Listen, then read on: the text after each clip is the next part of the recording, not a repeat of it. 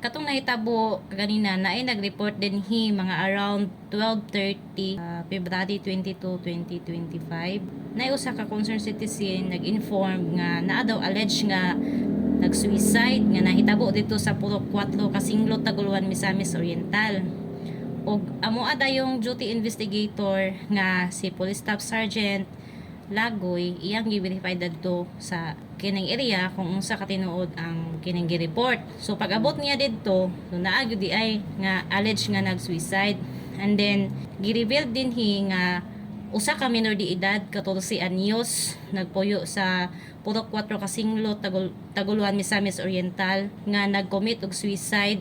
Iyahang gihikot ang nylon sa iyahang liog kining dito niya gikuan sab it sa sambag nga kahoy. Dayon ang iyang stepfather dayon gi-inform sa iya sa kining barkada aning kuan bitaw nag-suicide nga bata.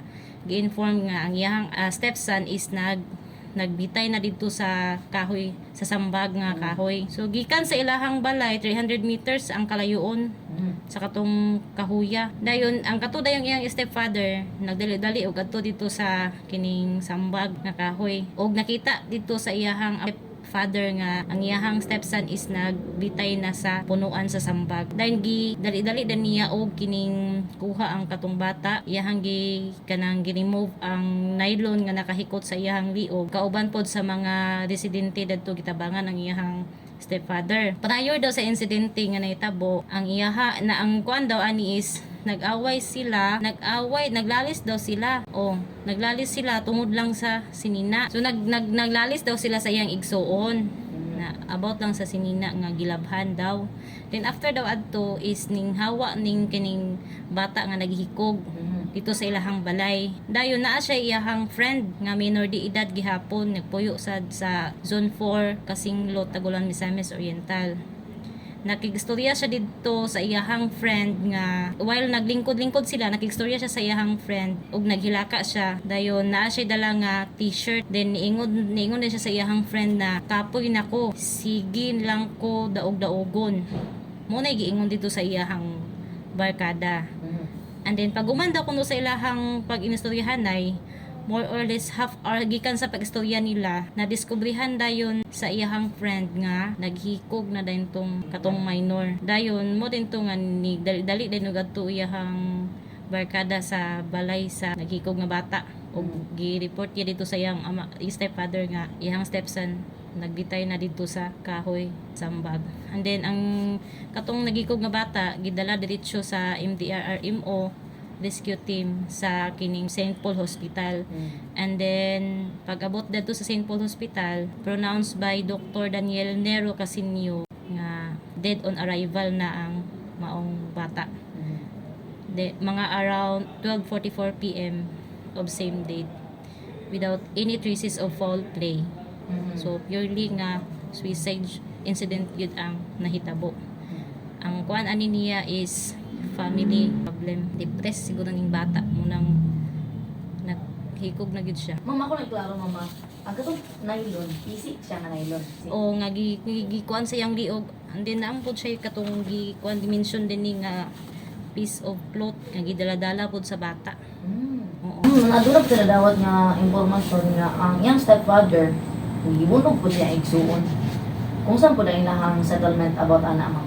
Ibulata kay mo, di pasingin na to, kaya nag-away sila. Dili man sad nimo ma-blame ang usa ka tawo nga nganong nahitabo to nga nanghikog ang bata. Kay wala man sad tagyud kabalo kung unsa gyud rason nganong nabuhat to sa bata nga naghikog siya. Mostly sa kanang gahikog is depressed man god. Kanang depression pag dili nato na malabanan, diha gyud ang ending nato nga maghikog ta. So kato siya, ang bata is kulang po siguro to siya og kining monitor. Atensyon kita as kinikanan atog yung kining i-monitor permanently atong anak, kumustahon nato, pangutan-on nato kung naa ba siya problema. And then dili nato siya kanang kunon ba nga kung naa kay problema ayaw og kaulaw og istorya sa kuha ha. Igno nimo ingon nana imo ang anak kay aron nga makuan sad siya ba nga ay naa man pud akong papa, naa akong mama. Kung naa ako'y problema na ako'y mastoryahan. Kay ang ubang bata manggod kining maulaw siguro sila og share sa ilahang problem. Perminti gyud na ninyo kining i-monitor inyong mga anak kay basig wala na mo kabalo, basig depressed na kay na siya. Natingala na lang dayon mo nga nagpakamatay na. Ulahin na ang tanan. Diba? So mas maayo gito nga from time to time, kumusta ho ninyo gikan sa school, kumusta imong pag-eskwela, kumusta man ka didto, okay ra ba ka, naa ba kay problema, kay at least ba maka-share ang bata. Kay basin siguro og dili pod kanang ginakuan bitaw, sana istorya. Wala sa takabalo pod kung unsay rason nganong naghikog ang bata. Pero mostly ani ang kuan niya is depression. Oo. Depression good ang maka kuan gyud sa tuwa kung di na nato kaya. Labi na og kulang ta og kining pananampalataya sa Ginoo. Mao gyud na siya. Dapat pod ang ato ang mga anak iduol gyud nato sa Ginoo. Aron na sila dakong kahadlok sa Ginoo ug kabalo pod sila magampo. Kay ang kinabuhi isa ra. We only live once. And then laki na lang kita kay buhi ta. Nay uban nga nagsakit, matay, gusto pa mabuhi pero wala na tagaig chance. Pagkatong uban nga buhi unta, ila nang giundang ilahang kinabuhi kay wala na sila kasabot. Kulang na gyud pod na siya og pag-ampo. And then at the same time, counseling sa ginikanan. Counseling sa ginikanan, monitor sa ginikanan para malikayan niya. Perminti gyud ninyo i-monitor ang inyong mga anak. Kung naaba sila yung mga problema, kumustahon yun ninyo sila perminti.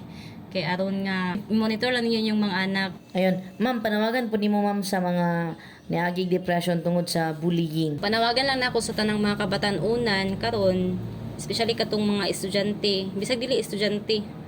Kung nakasinati mo og kanang pang-bully, ayaw mo og kahadlok og report sa inyong mga teachers. Kay para pod nga ma-advisean mo kung sa inyong buhaton.